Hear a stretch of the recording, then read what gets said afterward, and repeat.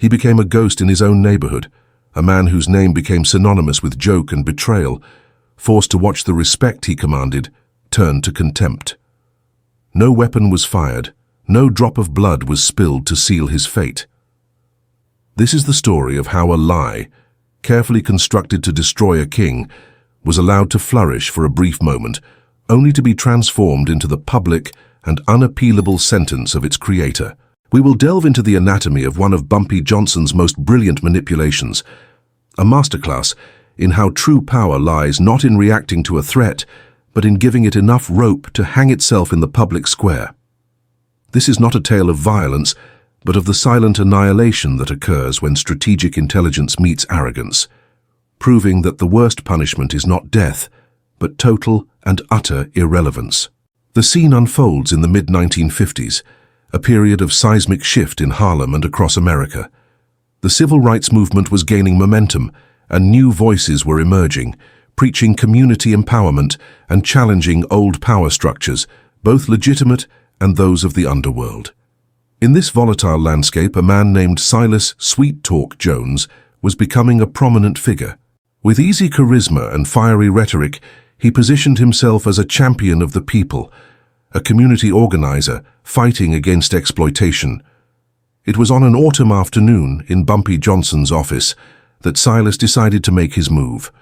With an expression of grave concern, he told Bumpy a dangerous lie. An influential group of 7th Avenue merchants, supposedly tired of protectionist fees, was secretly negotiating with a rival Italian mafia family, seeking a more favorable deal.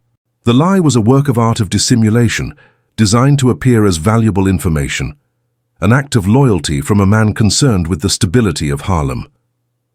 Silas's lie was much more than a simple falsehood. It was a strategic weapon, conceived with a double and poisonous purpose.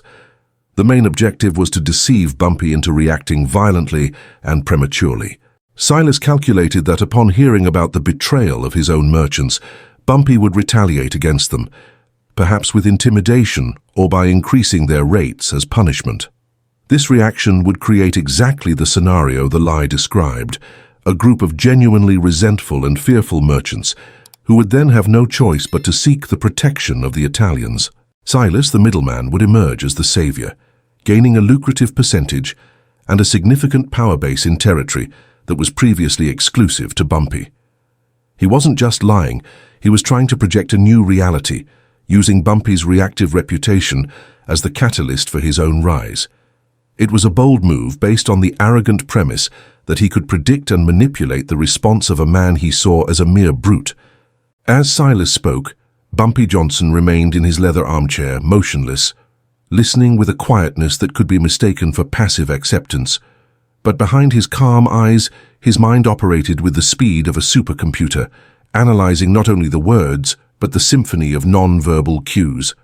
He noticed how Silas's eyes darted rapidly as he mentioned the merchants' names, the moisture on his brow that belied his relaxed posture, and the slightly hurried cadence of his speech, the mark of a man who had rehearsed his performance.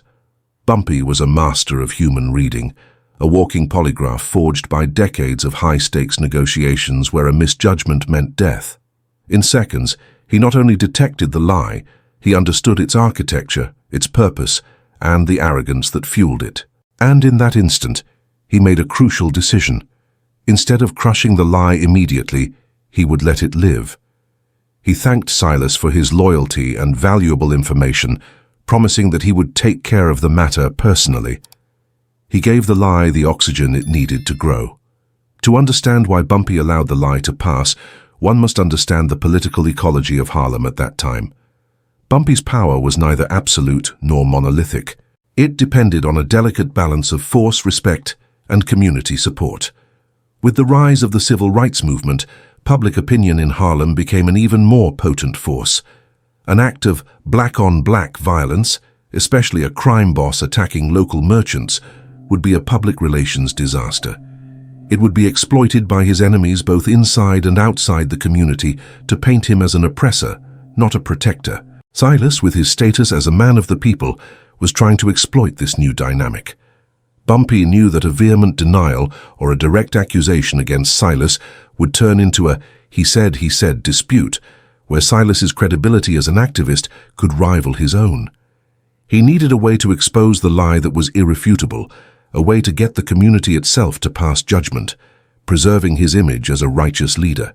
Bumpy's confidence in his strategy stemmed from his most valuable possession, an unparalleled intelligence network woven into the very soul of Harlem. He didn't need to investigate whether the merchants were unhappy, because he already knew the truth. His relationships with these men and women weren't purely transactional.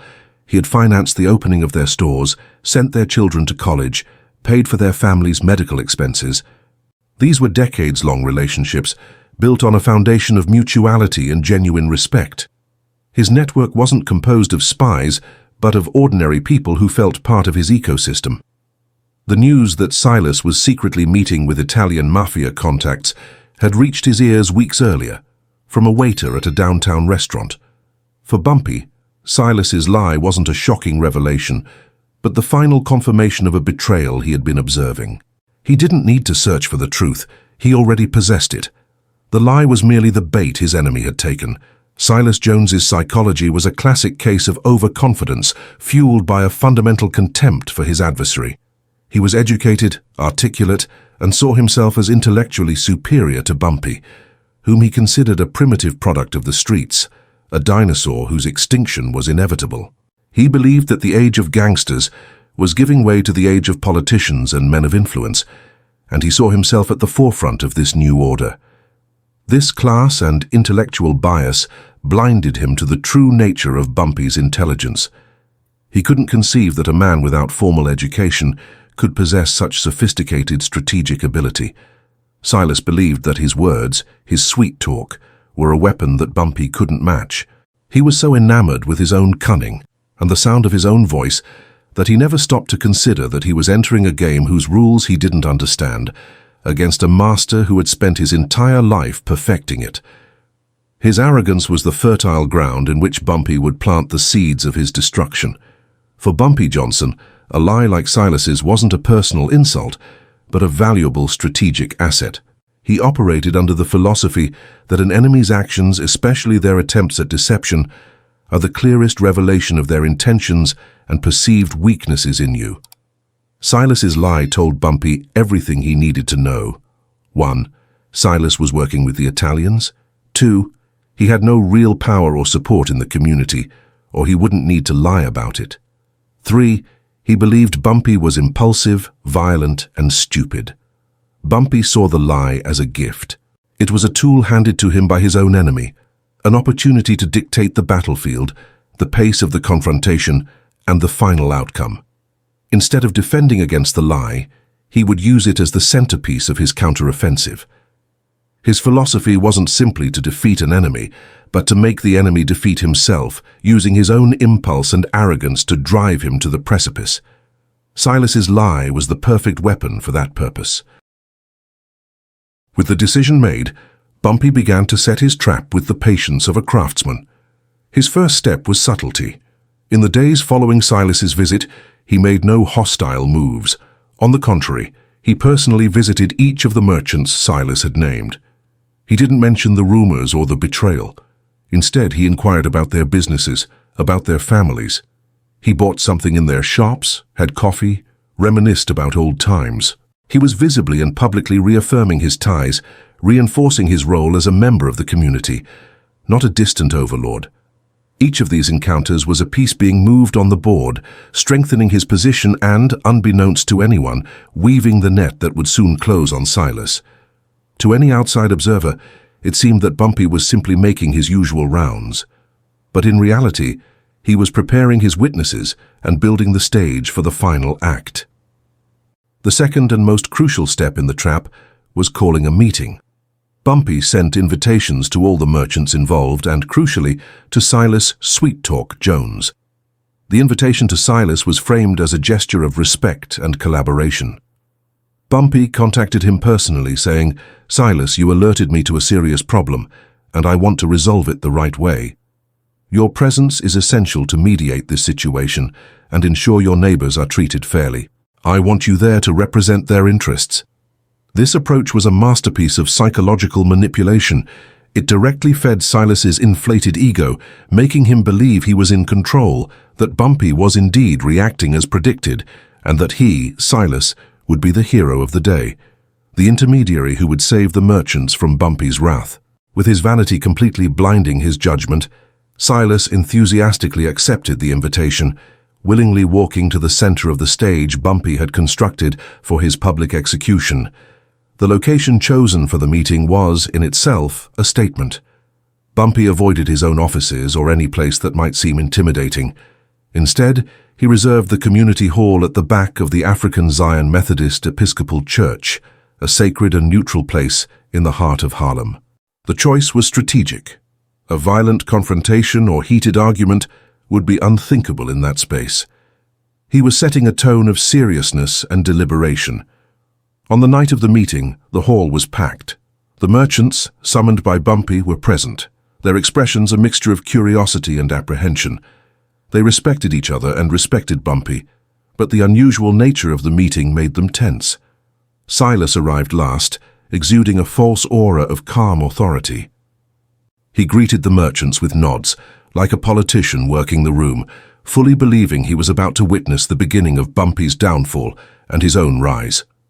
The atmosphere was thick with expectation, but only one man in the room knew the true purpose of that night.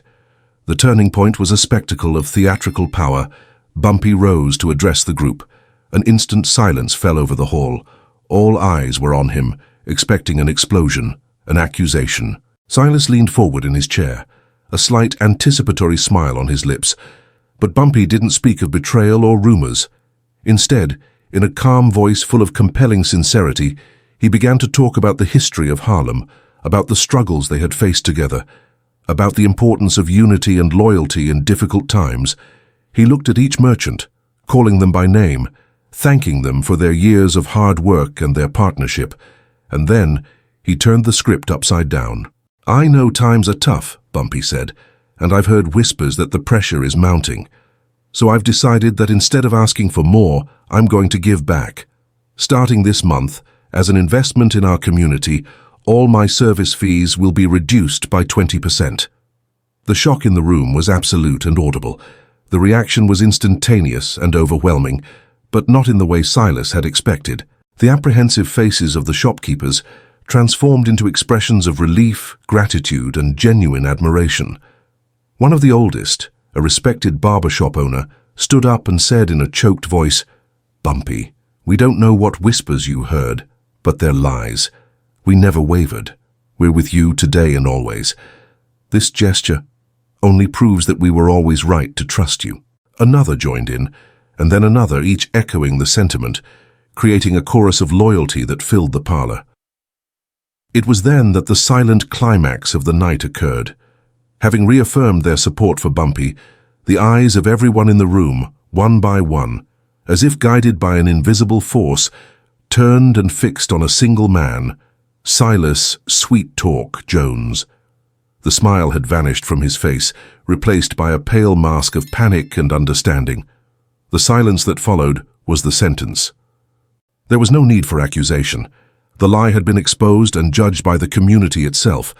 At that moment, Silas experienced an annihilation more complete than any bullet could provide. He was socially and politically dead. Bumpy didn't say a single word directly to him during or after the meeting. He didn't need to. The verdict had been delivered by the looks of contempt and disappointment from his neighbors, the very people he intended to use as pawns. He tried to stammer something, a defense, an explanation, but the words wouldn't come out. He was an exposed fraud, a manipulator unmasked before his audience. He left the church hall that night, not as a future leader, but as an outcast. His credibility, the only currency he truly possessed, had turned to dust. He was destroyed not by Bumpy's strength, but by the weight of his own lie, a lie that Bumpy skillfully nurtured and guided until it became large enough to swallow its creator whole. The consequences spread rapidly throughout Harlem. The story of what happened in the church hall traveled faster than any newspaper headline, told in barbershops, beauty salons, and street corners. Silas became a figure of ridicule. Children mocked him in the street. His former contacts stopped answering his calls.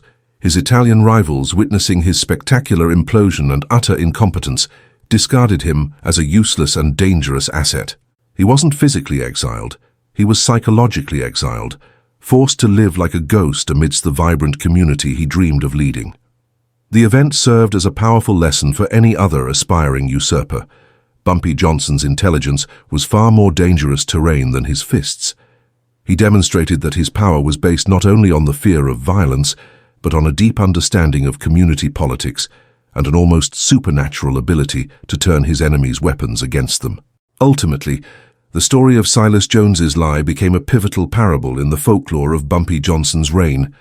It solidified his image as a leader who was always several steps ahead, a chess master in a world of checkers players. It proved he understood the changing times and could wield public opinion with the same dexterity with which he wielded a weapon. The episode taught a timeless lesson about the nature of power and deception. A lie confronted directly can be refuted, but a lie allowed to grow and expose itself under the spotlight becomes an undeniable truth about the liar's character. Bumpy Johnson's true genius lay not only in his ability to identify the lie, but in his patience and courage not to kill it immediately, knowing that by letting it breathe, he wasn't showing weakness, but rather weaving the noose for his enemy's hanging.